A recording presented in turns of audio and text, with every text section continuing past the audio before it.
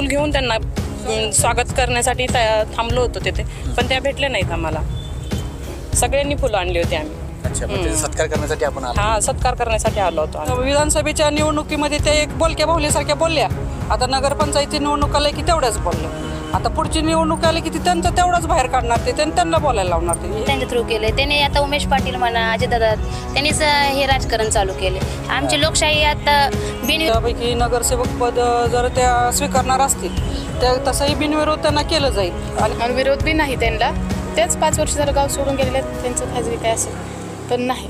या 5 वर्षामध्ये गाव विरोधी पक्ष विरोधी पक्ष नाही. हा, आता याने दुसऱ्या पक्षात गेलेत ना, मग त्यांना खाली पाडायचं करायचं, त्या हिशोबाने ते करतात. उमेदवारी अर्ज भरण्यासाठी प्रोत्साहन दिलेलं आहे. अच्छा, म्हणजे एका महिलेचा वापर केलेला आहे फक्त त्यांनी विरोधकांनी. आणि राहिली गोष्ट, कारण आम्ही भाजपामध्ये गेलो त्यामुळे त्यांना अजितदादांना हे चालून आले संधी की हे त्या महिलेला पुढे करून राजकारण करायचं. एकंदरीत आता त्यांचा जो सारखा प्रश्न आहे की मला गावात राहू देत नाही आहे. ती जमिनीच्या बाबतीत म्हणलं तर त्या इथं नाही येत राहायला. मग त्यांची शेतजमीन कुणी कसायची, त्यांना काही कुणी अडवलेलं नाही.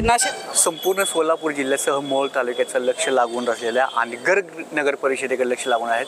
त्याच अनुषंगाने ज्या काही आतापर्यंत बिनविरोध होणारी ग्रामपंचायत होती, पहिल्यांदाच नगर परिषद झाल्यानंतर याही वेळेत बिनविरोध होणार का हे देखील मोहोळ तालुक्याचं लक्ष लागलं होते. पण आत्ताच उज्ज्वला तिथे यांनी फॉर्म भरलेला आहे नगर परिषदेच्या नगराध्यक्ष पदासाठी. त्याच अनुषंगाने काही जे स्थानिक महिला आहेत, अनगरच्या काही महिला आहेत.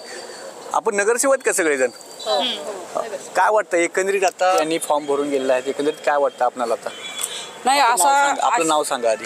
वैशाली विष्णू पाचपुंड. अशी इच्छा आहे की त्यांनी तो उमेदवारी अर्ज भरू नये किंवा आता भरलेला आहे तर तो माघारी घ्यावा. कारण गेली 60 वर्ष गावची जी परंपरा आहे की बिनविरोध ग्रामपंचायत आजपर्यंत होती, आता पहिल्यांदाच नगरपंचायत झाली आहे तर तीही बिनविरोध व्हावी अशी सर्व गावकऱ्यांची इच्छा आहे. खरं तर बिनविरोध होण्यासाठी आपण जसे काय त्यांना काय आपण सांगितलं होतं का, बिनविरोधाची काय मागणी कधी केली होती का, बिनविरोध होण्यासाठी विनंती केली होती का आपण? हो, त्यांना त्यांचे काही प्रश्न असतील ते सोडवण्यासाठी प्रयत्न झाले होते, पण त्यांनी त्याला काही सकारात्मक प्रतिसाद दिलेला नाहीये. त्याच्यामुळं म्हणजे त्यांनी ऐकलेलं नाहीये. ते काय ऐकलं नाही त्यांनी? असं त्यांचं वारंवार आरोप आहे की त्यांनी त्रास दिलेला आहे, अशी शेती जमीनचा प्रश्न आहे, त्याच्याबद्दल देखील त्या अनुषंगाने टीका असं वारंवार टीका केली दिसून आली. नाही, शेती जमिनीच्या बाबतीत म्हणलं तर त्या इथं नाही येत राहायला. मग त्यांची शेतजमीन कुणी कसायची, त्यांना काही कुणी अडवलेलं नाही. ना शेजाऱ्यांनी अडवलेलं आहे किंवा ना गावकऱ्यांनी कुणी अडवलेलं आहे का. ज्यांच्यावर आरोप करतात की ते पाटील परिवार म्हणजे राजन पाटील मालक किंवा अजिंक्य राणा पाटील, विक्रांत म्हणजे बाळराजे पाटील, ह्यांनी कुणी त्यांना अडवलेलं नाहीये. हे सगळे बिनबुडाचे आरोप आहेत त्यांचे. खरं तर एकंदरीत आता त्यांचा जो सारखा प्रश्न आहे की मला गावात राहू देत नाही आहे, कितपत योग्य आहे, कितपत तथ्य आहे या शब्दात? नाही, कोणालाच अडवलं नाही. आज ते आल्यात, त्यांना अडवलं का नाही?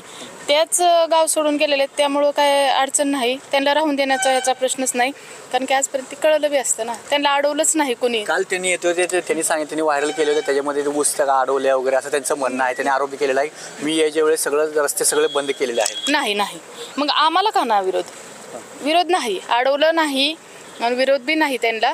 तेच 5 वर्ष जर गाव सोडून गेलेले आहेत, त्यांचं खाजगी काय असेल पण नाही.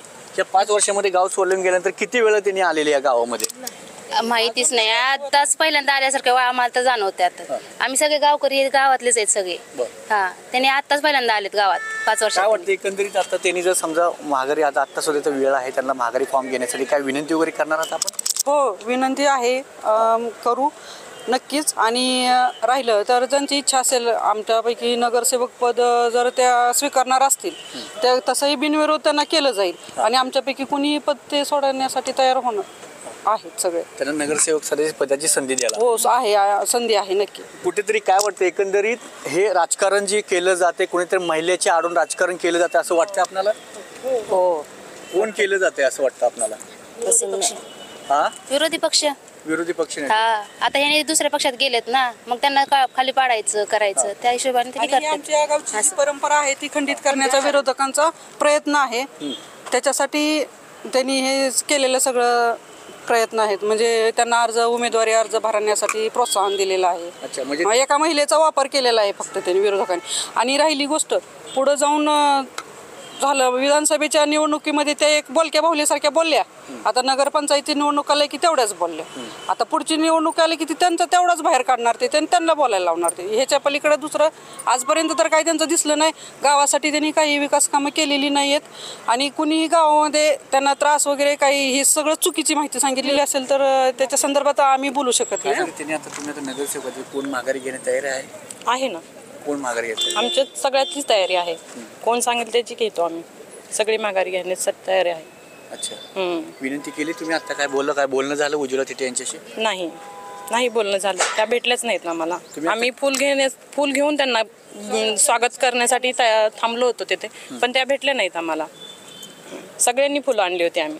अच्छा मग त्याचा सत्कार करण्यासाठी आपण आलो हा सत्कार करण्यासाठी आलो होतो आम्ही पण त्या भेटल्याच नाहीत.